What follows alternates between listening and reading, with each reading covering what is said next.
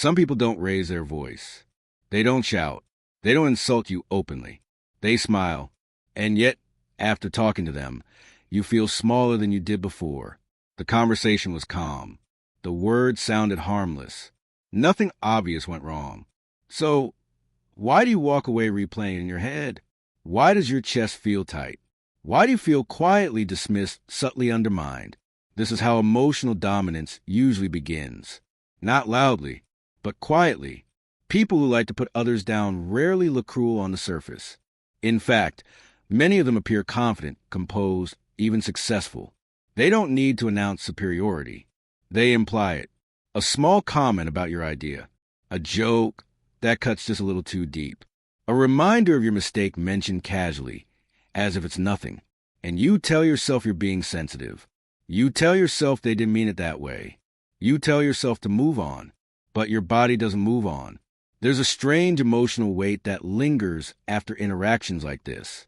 A quiet discomfort. A feeling that something was taken from you even though nothing obvious happened.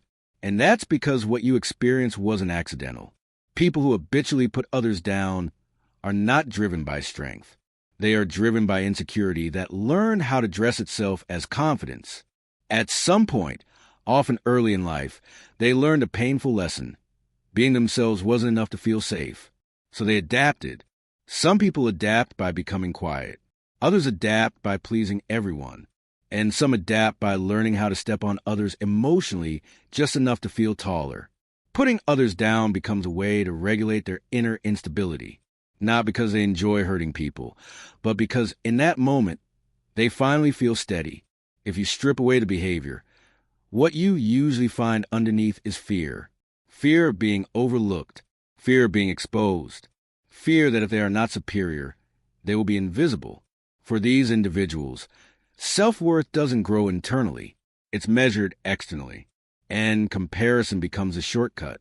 The easiest way to feel above is to make someone else feel below. This pattern often begins in environments where comparison was constant, homes where praise was conditional, schools where worth was ranked, families where love felt competitive instead of secure. When a child grows up feeling evaluated instead of understood, they don't learn self-acceptance. They learn positioning. They learn where they stand in relation to others. And that mindset doesn't disappear in adulthood. It simply becomes more subtle. As adults, this need for dominance is often disguised as honesty. I'm just being real. I'm just telling the truth.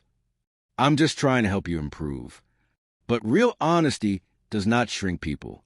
And genuine help does not leave you feeling ashamed. What's happening psychologically is a quiet power exchange. By pointing out someone else's flaw, they momentarily escape their own.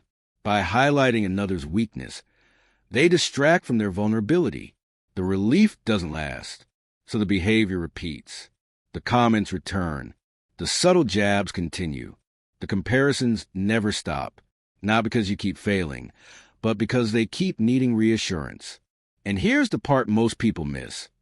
The more someone relies on putting others down to feel stable, the more fragile their inner world becomes.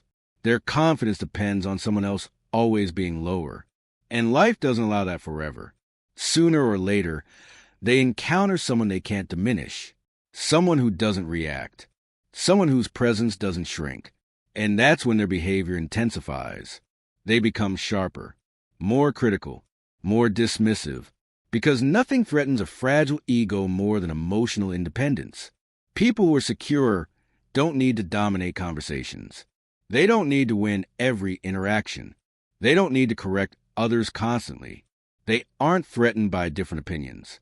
They don't feel exposed when someone else shines. They can sit in silence without feeling erased. In contrast, people who put others down struggle deeply with silence. Silence forces them to face themselves, so they fill the space. They interrupt. They one-up. They subtly reposition themselves as more informed, more capable, more experienced.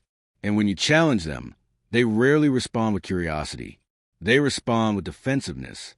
Because for them, disagreement doesn't feel like dialogue. It feels like danger. Their identity is tightly bound to being right, being admired, being superior. Any threat to that identity feels personal. This behavior isn't confidence gone wrong. It's survival learned too early. Often, these individuals were not emotionally mirrored as children. Their feelings were dismissed, their needs minimized, their struggles overlooked. So they learned to protect themselves by projecting strength. But strength without safety becomes armor, and armor is heavy. Underneath it is often a quiet belief: if I stop performing, I disappear. So they keep performing. Intelligence, dominance, indifference, and they measure their worth by how much space they occupy compared to others. That's why interactions with them feel draining. You are unknowingly participating in their emotional regulation system. Your self-doubt becomes their relief. Your silence becomes their validation. But understanding this does not mean excusing it. Empathy does not require self-erasure. You can recognize the psychology without allowing it access to you. Because while their wounds may explain their behavior, they do not justify the impact. And the impact is real. People who are repeatedly put down begin to hesitate before speaking. They shrink their ideas. They internalize criticism that was never constructive. Over time, this creates a quiet erosion of self-trust. So, what do you do when you recognize this pattern? First, stop personalizing it. Their behavior is not a reflection of your value. It's a reflection of their unmet needs. Second, observe instead of react. Reaction feeds a dynamic. Observation weakens it. People who rely on dominance need emotional response to feel effective. Third, strengthen your internal anchor. The stronger your sense of self becomes, the less their words land. Not because you become numb, but because you become grounded. You don't need to prove yourself to someone who is still trying to prove themselves to the world. And here's the most important realization. People who genuinely like themselves do not enjoy making others feel small. They don't need to. Their self-worth isn't built in comparison. It's built in presence. Presence cannot be taken by tone, by words, or by subtle dismissal. Once you see this pattern clearly, it loses its grip. You stop asking, "What did I do wrong?" and start asking, "What is this really about?" And in that moment, the power shifts quietly. The most powerful response to someone who tries to diminish you is standing fully in who you are, without explanation, without apology, and without leaving yourself behind.